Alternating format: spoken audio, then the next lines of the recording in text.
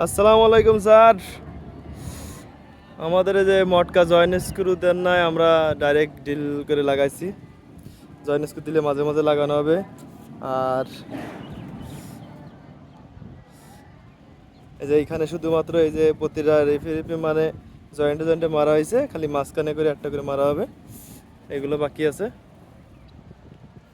আর আগামীকাল গার্ডারের কাজটা ধরবো, কারণ আমি হয়তো একটু সাইডে যাওয়া লাগবে, তো ওই গার্ডারের কাজটা করে দিলে পরে ওরা পাইপের আর সাইড লাইনের কাজটা শেষ করতে পারবে দুইজনেই।